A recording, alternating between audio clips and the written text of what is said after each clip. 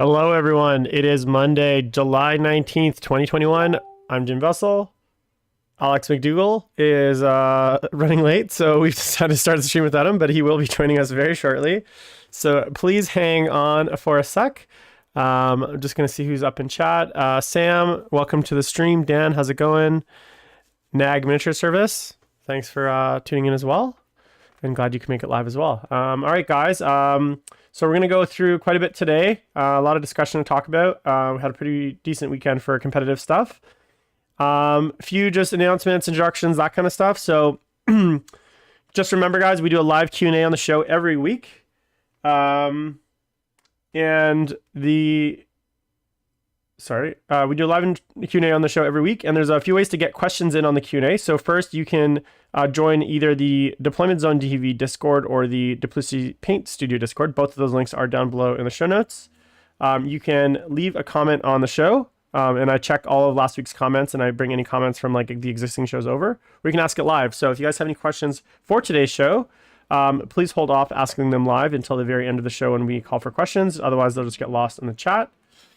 Second of all, if you guys are enjoying the content, I would really appreciate it if you subscribed to the channels, both on Twitch and our YouTube, whatever you guys like. It really helps the channel, costs you nothing, and just makes me feel better about myself that I'm not completely wasting my time with the stuff that I do here. So thank you to everyone so far who has subscribed and subscribed and followed. I do appreciate it. Yeah, so I guess while we wait for Alex, I guess I'll talk a little bit about what we can expect from the channel for the next little while. So I mentioned on last week's hobby chat that in the next coming weeks, it's going to be a little bit of a slower stream schedule. Thanks, Sam. I appreciate it. So, oh yeah. And if you guys do want to subscribe on Twitch as well, that's with like your free Amazon Twitch subscriptions or even a regular paid subscription, that's amazing as well. Always appreciate it. And other than that, yeah, so this week we have a normal stream schedule. Politics and Plastic will be on Friday this week instead of the hobby stream. And then Thursday will most likely be the best overall show and or hobby chat. And then no stream on Tuesday and Wednesday. And then starting next week, basically, we should have a fairly normal stream schedule next week as well.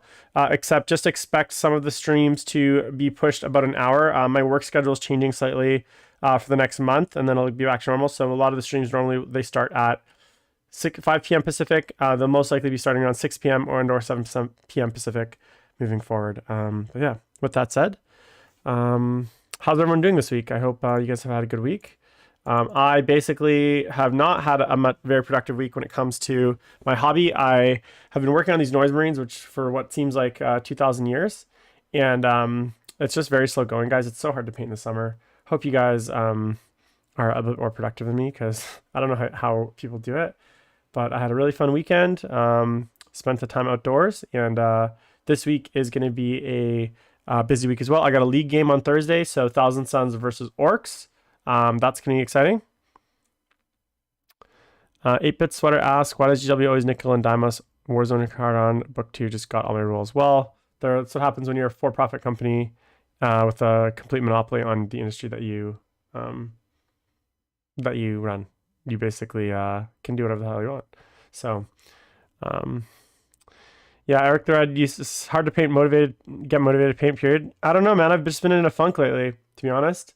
With the summer, I've been spending so much time outdoors, biking, going to the gym, hanging out, parties, dancing, that kind of stuff. So sometimes I just come home after work and I don't really want to paint, it's hard, but especially with COVID restrictions lifted, it's like, I painted so much during the COVID year, like a lot.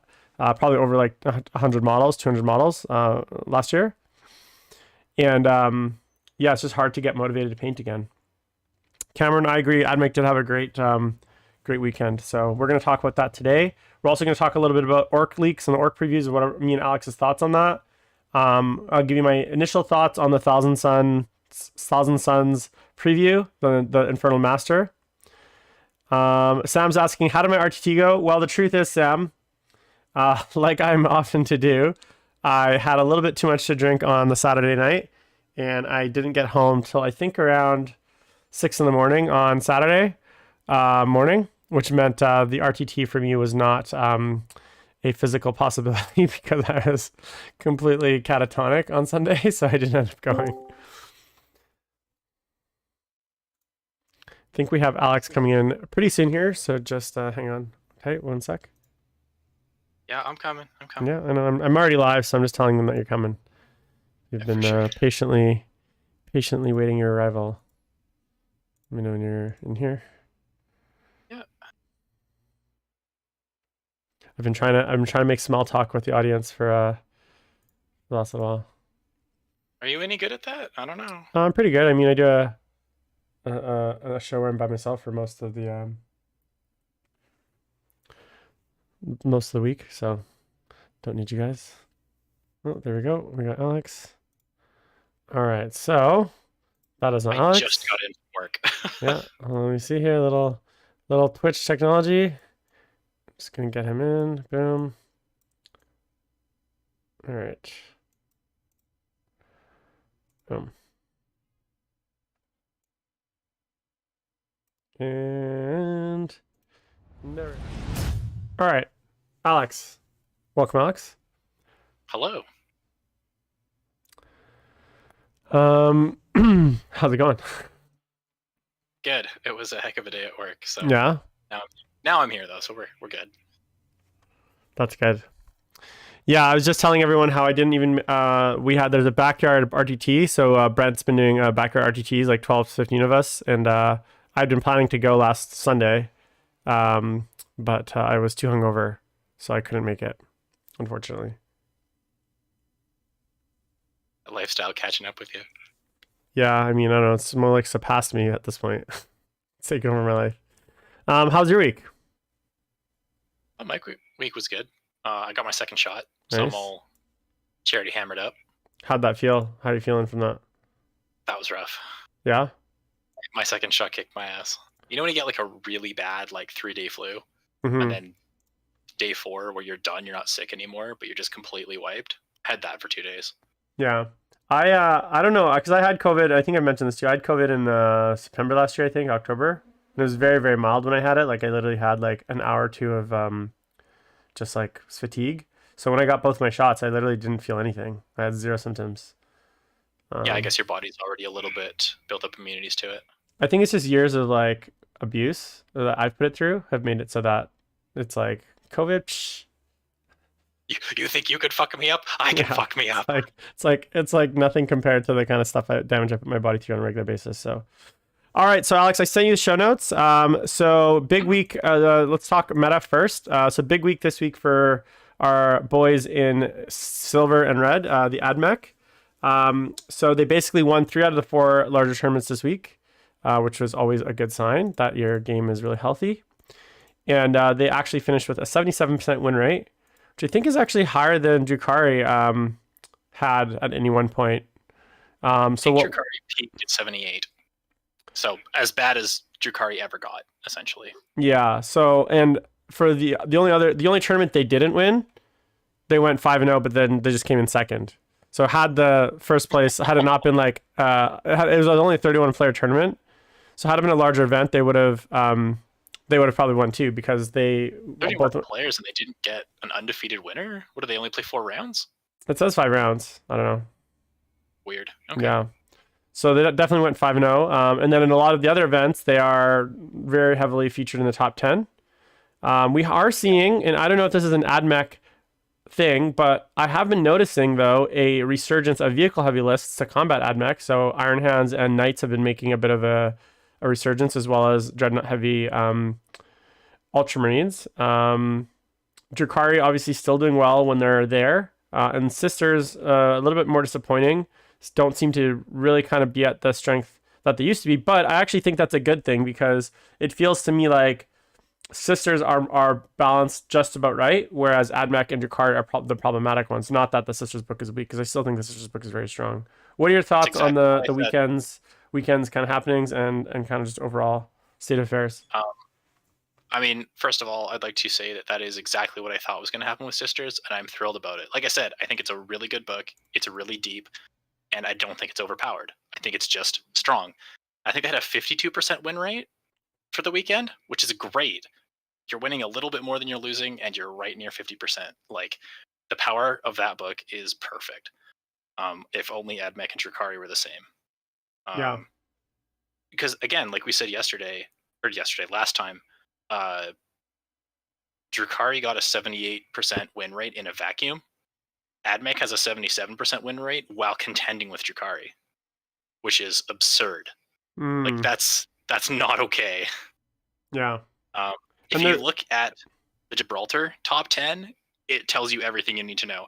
AdMech, Drakari, AdMech, Dark Angels, Drakari, some absolute boss with 1,000 Suns. Yeah. Who went 5-1, and then AdMech, Drakari, White Scars. Like, it's the most unoriginal thing I've ever seen. It's brutal. And this third place AdMech list was Manny versus Malik, and that was like, okay, if Manny loses, then Malik wins. So yeah.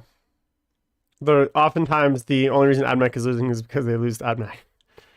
Yeah. Was that 77% excluding the mayor or including the mayor? That's including the mirror, I'm pretty sure. So it's actually higher than that. Yeah, which is also a problem.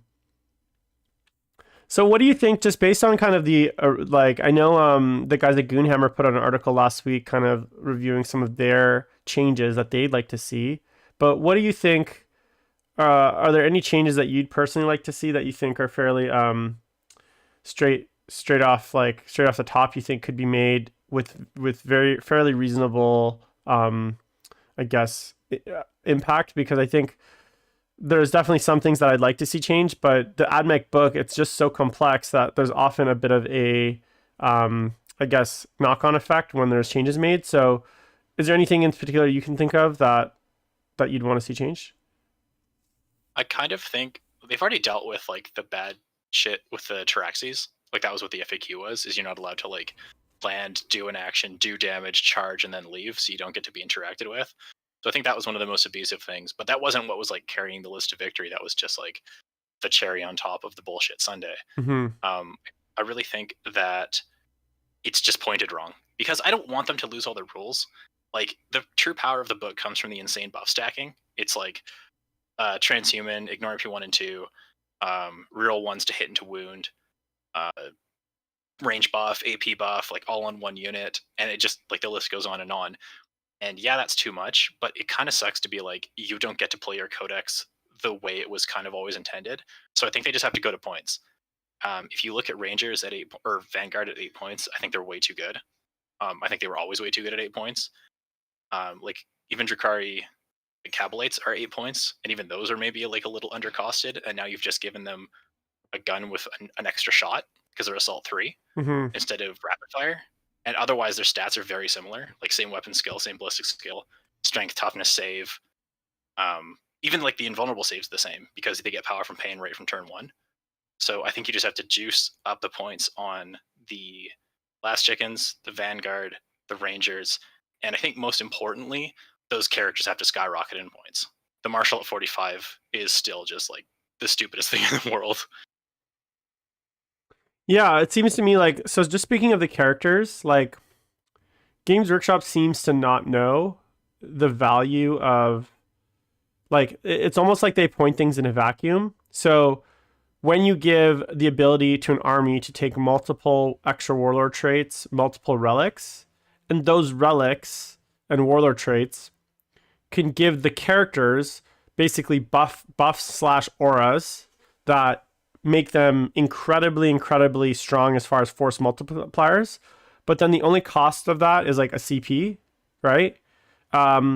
or like minimal amount of points if it's like one of the like special abilities, then like for me, like when I look at the fact that between for a free warlord trait and a free relic, I can basically create these like super buffed units that don't really cost me any points, and then I can have an aura that affects multiple units, right, within 6 inches. It just, it's like, maybe they cost those characters for the stat lines, and yeah, for that stat line, maybe 45 points is appropriate, but even then, I don't think it's that appropriate. I mean, it probably should be a little bit more, but then it's almost like they're not costing out the power of the auras, right? And when you can take really cheap characters, multiple ones that all provide very strong buffs, and they basically cost nothing, like it essentially means that like the units themselves that get those buffs aren't paying for those buffs, because like it's almost like you might as well just count those buffs as part of the unit, right? Yeah. And we've seen a big move away from snipers. So like one of the things I was playing around with as far as list development when it comes to fighting Admech is putting in more psychic snipes so that I can pick up the the gamut would be turn one. I'd have to pick up at least 2 of those characters via snipes to have a chance, right? Like Doom Bolt and Infernal Gateway kind of stuff. Yeah, like a Doom Bolt. There's 4 psychic snipes: Infernal Gaze, Doom Bolt, what's the other one? Bolt of Change, and oh god, I gotta remember this one. There's one more. The Thousand Sons players are gonna hate me if I can't remember this one. It's like Zinch's Firestorm is the 4th one. So those 4 all have potential to do mortal wounds. With something like Cult of Magic, each time you get one off, you get an additional mortal wound. So just getting any 2 of those spells off on one character, which is fairly simple with Admech because they don't really have psychers, is basically almost guaranteeing a dud psyker with just average rolls, because you're going to probably do 5 to 6 wounds on average with Cult of Magic warlord trait per character, right? Now that's assuming they don't have feel no pain or anything else.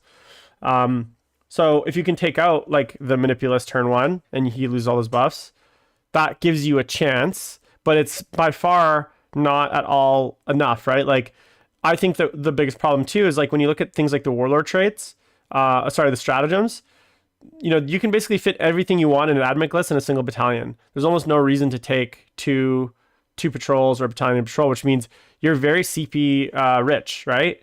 So you can spend a lot of that CP on things like those warlord traits and relics. And then the other thing is, I think some of the stratagems are just too cheap, or they need to be scaled based on the unit. So, enhanced rounds or whatever it's called, for a 10-man unit, power level, whatever, maybe it's 1, but for anything over 10 man, it should be 3 CP or something, right?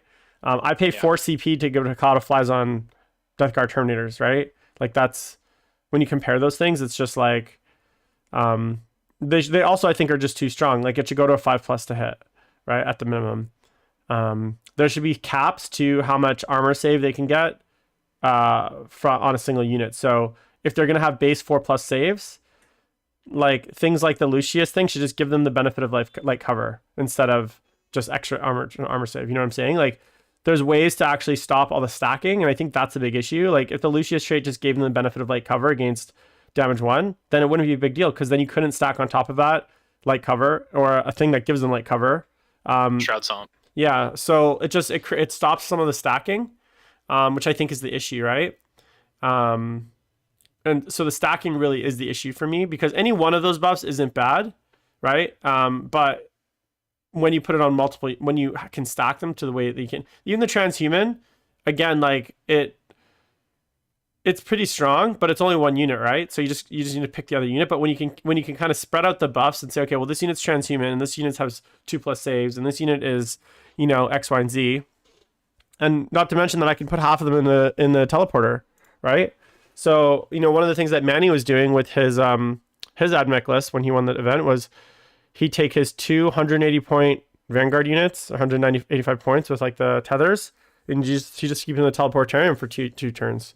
So it's like, and then you take to the last on them. So now you have units where it's easy to get to the last. It's easy to score secondaries. They're all OBSEC, right? So it's just such a combination of different advantages that it makes the list so oppressive, and you just can't kill it fast enough before it can kind of wipe you off the board. What did you And think of? Go ahead. it's important to note we're literally talking about one unit right now. We're not even talking about the rest of the codex, which is still insane. We're literally only bringing up how powerful Vanguard are. Vanguard and the There's Rangers are good too. There's still an entire other codex that's all like if you took Vanguard and Rangers away from them as like their troop choices right now, they would still be a top 3 army easily. Yeah. Which is it's not okay. Yeah, there's a problem, I think, inherently when you make the troop choices the best units in the game, and they already have some advantages like OBSEC, and to fill the troop tax, which is a real thing. I think there's a problem when your troops are literally the best thing in the game, and you can just spam troops, right? It'd be one thing even if like, you know, if there's 0 to 3, or if there's a requirement where like you had another type of unit every time you took a unit, which is the case of things like poxwalkers, right? You can't take unlimited poxwalkers. So it's like it's so weird because it's like GW has these like design philosophies, and they've done these kinds of things before, but it's like they just don't do them for a book like this. Yeah, and like I okay, so I kind of agree, kind of like the idea that the troops are the best thing in the book. I think it's fun that the core units are like the core units. I want to take a bunch of them, and we've had that in the past. Like, you know, I used to play Kraken Steelers for like 3 years, and yeah, the GN Steelers were kind of the best thing in the book, but they weren't so good that they were oppressive. Like, this is almost just like it's still just like a lack of balance. Like, yes, they're the strongest thing in the book. They're also just the strongest thing in the game by a landslide as well, which is where we come into an issue. Yeah. Any other changes you think that should happen? I mean, there's not really a ton that are coming to mind because we are talking about, I think, the most problematic issue. But I think they'll show up if there are nerfs. I think that's another problem. Is like, let's say the Vanguard and Marshals and Tech Priest Dominus do take nerfs, like substantial nerfs, where we're like, okay, this is kind of balanced now. There are other things in the book that will crop up that we just haven't even thought of before because the book is so deep. Like, the Cerberus Raiders are still insane at 16 points. Right. Like I've said before, if those were like a Gene Stealer cult unit, it's all I would take. I would just take 27 of them. The tax that you should have on your troops from the HQ needs to be pointed appropriately.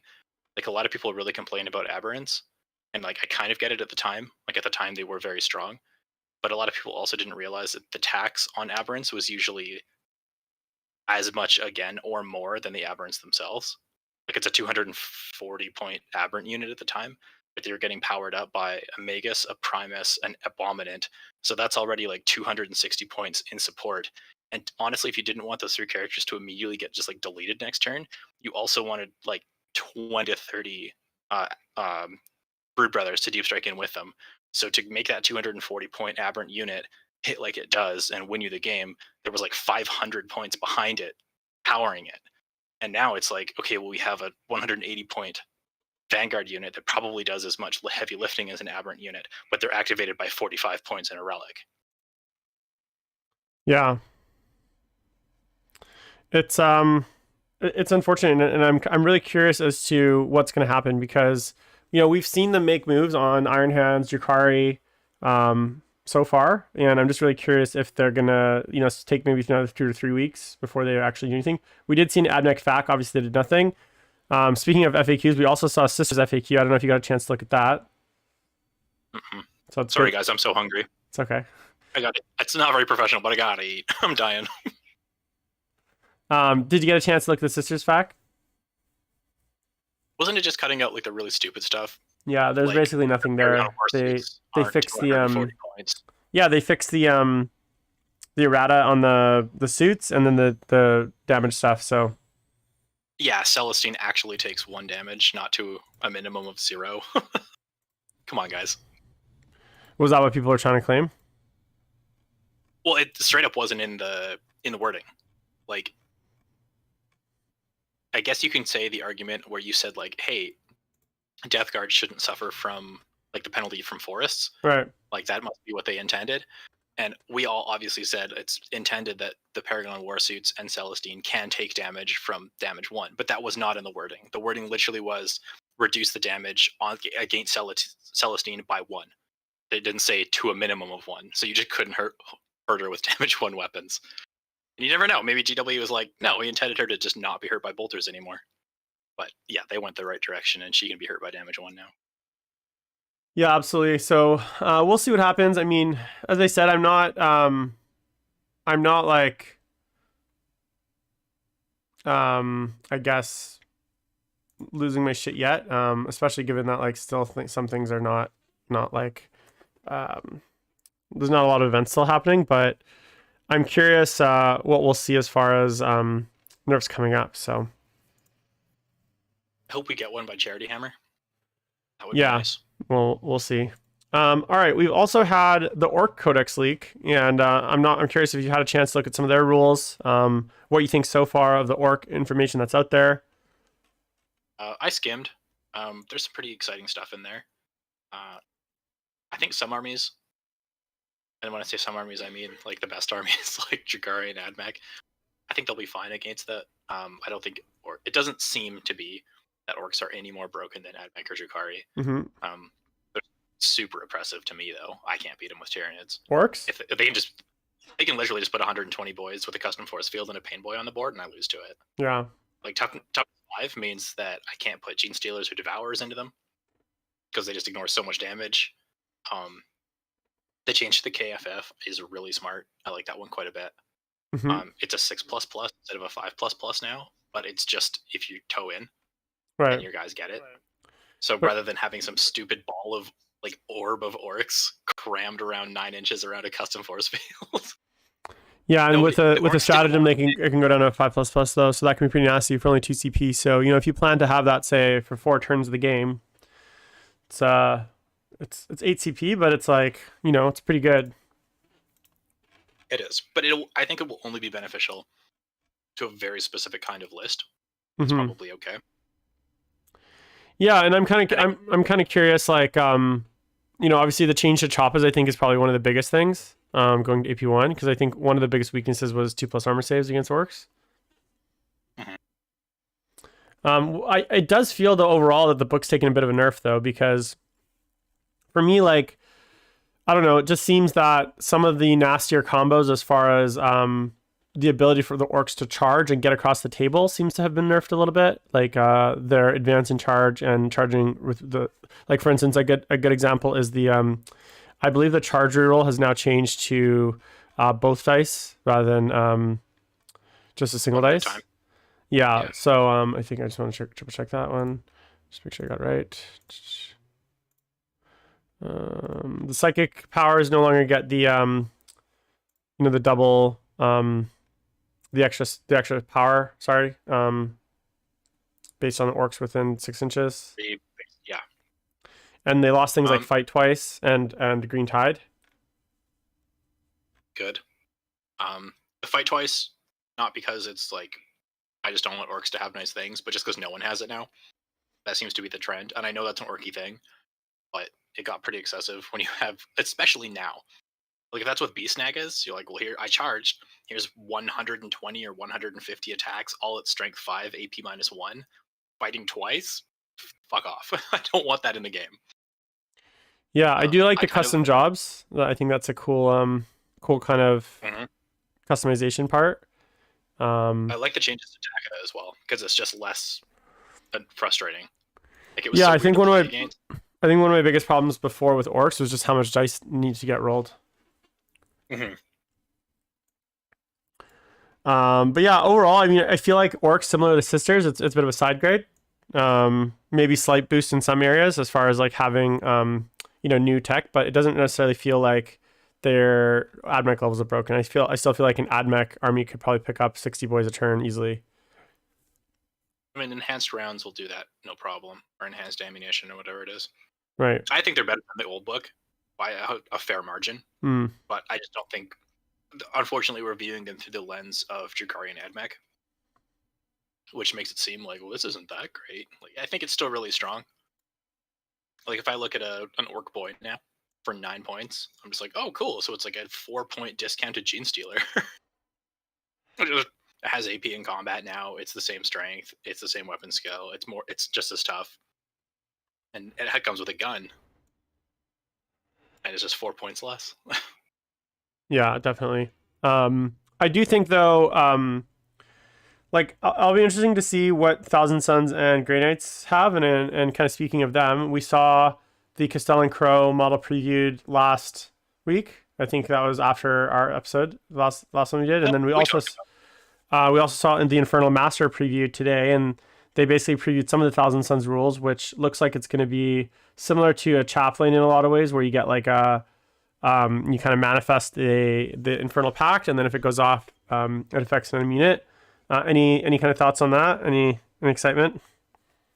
I like the model. I don't know about you. Yeah. I mean, you're probably choosier and pickier about your Thousand Suns appreciation than I am, but I thought it was cool. I like it so far. The left arm looks a little bit weird. I don't know if it's just the angle, but it looks a little bit static. So I might. This is what I'm saying. You're focusing on the left arm. I'm like, yeah, model's cool. You're like, okay, so let's look at each limb individually. Well, yeah, obviously, they're all part of the model. I know. But I am excited that we're seeing the Thousand Suns rules. That means hopefully they're not that far behind. Conspicuous lack of Sisters model still. I'm really wondering when this Castigator is ever going to come out. Maybe they already know no one's going to buy it, so they just said, screw it, we'll make it. And it's a perfect example of why Games Workshop, we know that Games Workshop doesn't make rules to sell models because the rules kind of suck. Maybe they're just like, why do we even bother releasing this when the rules are suck and no one's going to buy it? I'll admit I like the model, but yeah, its rules are turd. Yeah, the rules aren't good, but the model's good, so we'll see. Any games coming up for you, Alex, this week? Any list innovations? I just played my league game. And how'd that go? It went really well. I was playing against Thousand Suns, so it was fun to play against a codex of similar power level. Nice. And he rolled a 10 for warp time, and I just hard rolled a 12. Sick. So Magnus was just chilling in the middle of nowhere, dick in the wind. Like, nothing to charge, nothing to do. I was like, well, that's game. Did he die instantly? Oh, yeah. Yeah, next turn. Not only did he die, I rolled super hot, too. Just to, like, rub it in. Because I was going to charge him. Like, I brought all the monsters in. I brought Swarmlord, Demakaran, and Hive Tyrant in to, like, charge him to death at the end. I didn't even get there. The Hive Guard, the Exocrine, and the Hive Guard shooting again killed him before I even got to him. Nice. It was stupid, because he had -1 to hit up, and he just failed all of his saves, and I rolled, like, insanely well. It was ridiculous. Just all the wounds. I'm playing Orcs this week on Thursday. I got a game against Clayton. I'm going to be running... I don't think I'm going to be running my Magnus, but I'm going to be running a Balakor list, like a Balakor detachment in there, so just to get him out on the table. So how are you feeling about his rules now?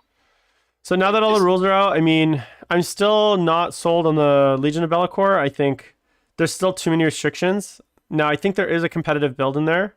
But the problem is it's too reliant on like single spells to go off. And I think, you know, like if someone has a good deny phase or is able to stop that, like to slingshot a unit across the table, or you just don't roll a 7+ on a spell, it can be painful. So, you know, launching units of Bloodletters across the table from the backfield sounds really cool in theory, but like, yeah, if you fail that spell or if someone can screen you out easily and you're just able to land like mid-board, it's not exactly like a winning strategy. Could you do it with pinks instead? Can you do it with pinks instead? Because then you don't care about the getting screened out as much. Do what? Like launch pinks? Yeah. I just don't see the point at that point. They have an 18-inch shooting range, so why don't you just start them on the board and move them up? I mean, it depends on how heavy you go into them. Well, you can put one forward, maybe one in the like far back corner, and then just throw them in. Yeah, I mean, I'm not saying you couldn't do that. I just don't know if building a list around that, especially when they only really function well with character support. Like they need a change caster for the +1 strength. They need ultimately flickering flames on them, so they get +1 to wound. So I don't know how effective that would be. I just feel like it really takes away a lot of the best parts of the Demon Book, and the best parts of the Chaos Space Marine book as it stands, and it kind of removes them. Yeah. I kind of see where you're coming from. I think there's some play there. I would mess around with it, but I definitely can see just injecting Be'lakor into like another list, Yeah. because Be'lakor's rules is like everything you could ever want in a monster. I look at him and it makes my Demon jealous. Yeah, but I'll pay another. he's fairly beat stick, and I was running a Lord of Change in my list before for 300. I think for 360 he's probably better than Lord of Change. He's got as much movement. He's got better defensive stats. I think I'll take the -1 wound, -1 hit over the 3++. Not to mention no rerolls. Yeah, the no Like, rerolls is nice. That means that instead of a Demon probably just like scooping him, I probably do like 4 wounds. Yeah, and then he probably Which punks a Demon Karen instantly because he's. Oh yeah, no, he instantly kills him back. So yeah, so that's kind of the upcoming for me. And then this week I'm gonna be working on. I'm just still trying to paint these noise brains, get them done for Charity Hammer, and then I got a Dreadclaw to finish as well for Charity Hammer as well. So that's exciting. All right, with that said, let's get into Q&A. So guys, if you're listening live, watching live, now is the time to throw your questions into the chat. I'm gonna just scroll up to see if there's any questions that weren't asked. Let me see here. Trashboat asks, how do you think heavy D3 tank busters are going to perform? I think it'll be great. They're damage 3 or they shoot D3 shots? D3 shots. Because they were assault 1 before, I want to say. Correct me if I'm wrong. I believe they were assault 1. So you could like advance and shoot them, and there's some cool stuff. But like, I realized that you could move and shoot them at 5+ to hit, but you can now move and take the penalty hit on 6s, but you just get more shots. So like mathematically, 2 shots hitting on 6s and 1 shot hitting on 5s is the same, but there's just always the opportunity to spike. Whereas before it was just, okay, here's my 10 rocket shots, I hit 4. And now it's like, oh, here's my 25 rocket shots because I rolled pretty hot on the D3s. And maybe that turns into a bunch of 6. It's more opportunity for like things to skyrocket. It will probably average out to the same, but every once in a while you're just like, oh, that's a lot of 6s. And you can always be stationary. Definitely. I think I don't know if I love the new DACA roll. It seems like, I'm glad that orcs don't roll so many dice now, because the 6s to hit, 6s to hit, always hitting on 6s, exploding 6s, it just felt like a lot of slowdown, especially with large units like tank busters and rerolls and all that kind of stuff, or sorry, with Ludas. So I'm glad that the DACA rules have changed. It wasn't clear. Did they indicate that you can advance and shoot DAC weapons? Do you know? Was that? I didn't look into that at all. It's probably something to figure out. I don't know if they're also but that's a big part of it. And then the other thing too is I don't know. It seems like mech guns got quite a bit of nerf as well, so they might be relying on tank busters a little bit more than before. Going from 0 to 6 to 0 to 3 is actually a big deal. It means it can only have 9 per list, which I think is good, because the 18 mech gun lists were dumb. Yeah. So I'm glad they were super weird and abusive on like how splitting fire worked. Yeah, I don't know why they didn't just make them like units of 3. I think they were just really boring too. Like, yeah. And you had to do one at a time. Like that was another thing. Like they were pretty decent damage output, and it just felt so bad to sit there and like 1 dice, it hits. Here's my wound. Okay, next guy, and like 18 times in a row. Fuck, just kill me already. Yeah, and also shooting them was annoying. They should have just gone units of 1 to 3. Yeah. Like. All right. Trashboat asks, how long do they until the clarified forge roll stuff for the new codex? Usually, I have a war bike boss, and I want to know about. I don't know, honestly, man. Like sometimes it's quickly, sometimes it's 6 months later, sometimes it's never. When it comes to forge roll like rules, like it's very, it's not clear. So it's better now. Yeah, but it's still not great. Sam asks from the Discord, hey Jim and Alex, 2 questions. Have either of you played against or with the new Be'lakor rules or Legion? If so, thoughts? And then second question is predictions for your own results at Charity Hammer and who will win the event. So for the first rule, I have not played with the Legion rules. I know I've been talking to Mark Perry, Chaos Lord Mark Perry, and he's been playing some lists. Colin Sherman, who I also spoke with from Best in Faction, he sent me some messages. He thinks it's also very strong. I just don't see it. And I think it's very swingy, but So I don't know, Alex, do you have any thoughts on that? Um, I don't know. I think I see the power in there. I think it might be a fairly technical list to play. It might just take somebody to show you the way. Yeah. Somebody comes out with a list, you're like, oh, that's what I was missing. Because sometimes it takes literally like one character and like one specific unit to make the whole thing kind of congeal and come together as a list. Yeah. I think my problem is I don't have like I don't have like 9 or 20 beasts of Nurgle. I don't have demonettes out the zoo. So maybe some, and like fiends and stuff. So maybe some of the lists that I'm thinking to build based on the models that I have are not as strong. Obviously, if you could build a wall of beasts of Nurgle that are all -1 hit, that's pretty good. Ooh, yeah. That sounds good. Right. And then as far as Charity Hammer, I mean, I'll be honest, and sorry to disappoint you guys. I don't think I'm going to do very well. Compared to the people, the caliber of player there, and the amount of practice they've had at 9th edition, I just don't. I'm just not like I'm not practiced enough. I think I'm probably not going to be running the strongest lists because I'm not. And yeah, honestly, I'm seeded 4th in the GT because the record is based on like the last 2 years of like ELA rating. So somehow I'm 4th in the like overall rankings because I have like because of my last season. But the fact Just that accounting for 2018. yeah, it's like 2018 season. But the fact that I've literally played like maybe a dozen games of 9th edition around that, half of them TTS. I've only played like 6 or 7, like maybe five games in real life of 9th edition. Means that I'm just not going to have the practice. With that said, I'm going to be playing as many games as I can. So I wouldn't be surprised if like I get eliminated in the first round of the GT. Like no shame, and I'm going to go in there and just have fun and hopefully represent myself well. But you know, it's not about the competition. And yeah, I'm playing I think 3 games I'm scheduled for. I'm playing like Mark Perry at a very weird hour. And then I think I play Zach at some point as well. I'm going to try to play as many just side games as I can just to help improve my game as well. But it's hard too because I'm not really running any sort of like cohesive list right now. I'm kind of playing Thousand Suns with like a little bit of mix and mishmash. Chaos is just not in a good place overall. When I play any AdMech, when I play any like Space Marines, Drukhari, it's just not really a game right now. What about you? First round is also into AdMech for the GT, so that might just be me losing.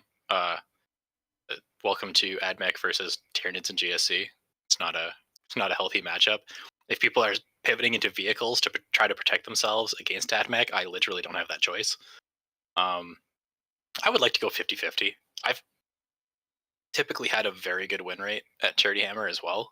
I still have like a 2-1 record against John Lennon. Usually I've done very well, but I think of all the times I've been to Charity Hammer, this may be the least balanced meta we had, and probably the lowest power level for the army that I specifically play. So if I can 50-50, I'll be happy. It's entirely likely that will be the ones on stream, and I will be playing as much as I can and getting my dick knocked off for like every game off screen. And then I'll learn from there. Because yeah, I don't have the best practice right now either. I've played a ton of TTS, but it's not the same thing as real life. There's a ton of nuance that's missed on TTS. Yeah, and like you know, I had a really good talk about this with Rob from Almost Wargamer, and you guys can check out I think it was the 40K Spice Center about a few weeks ago, where we talked about gamesmanship, and we talked a lot about how there's a physical element to the game, whether it's conversing with your opponent, whether it's your physicality in the game, whether it's different types of kind of behaviors that you can exhibit that can affect the game that you play. And it's not necessarily always, I guess, kosher. Sometimes like some of the behaviors could be considered like gamesmanship, like whether it's, you know, and I cited my game against Jeff Robinson at the Bay Area Open final 2 years ago. Where he was very like physically intimidating, making lots of jokes, very kind of snarky, very like kind of not in my face, but very like, you know, talkative to the point where it was like distracting. And no, I'm not advocating that everyone go do that, but my point is even at a very high level, that kind of behavior can definitely affect you. tomorrow's actually the anniversary of his death, so rest in peace, my friend. Um, but yeah, I got to play so him once too. yeah, so that was something that I'll never forget. And all I remember though, and this is the takeaway, and I think a lot of players might complain. And my takeaway from that game wasn't that like, oh, Jeff was like a bully or Jeff was like intimidating. Was like, I need to be better psychologically, mentally. I need to be tougher mentally when I play at a championship level, right? Like when you play high level at a competitive level, mental toughness is a big part of it, right? In any sport, right? You know, they always say like teams get rattled, players get rattled, and then they can't focus and they can't do well. So I think that's part of the game. Yeah, and I think that's something that if you want to compete at high level, under pressure, under stream with people watching, you got to be able to handle that, right? And you're not always going to get a quiet, calm room where the guy's going to be super quiet and polite, right? Sometimes you got to deal with those things. And so I think it's a big part of competing at a high level. So yeah, it's funny. I just heard this conversation last night.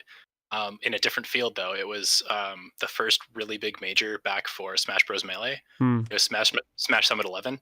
So it was all like the best players in the world, or in North America, I guess I should say, playing. And they're talking about the difference between playing online and playing in person. And he's like, yeah, when you're playing in person, you can look over and you can see the person getting rattled.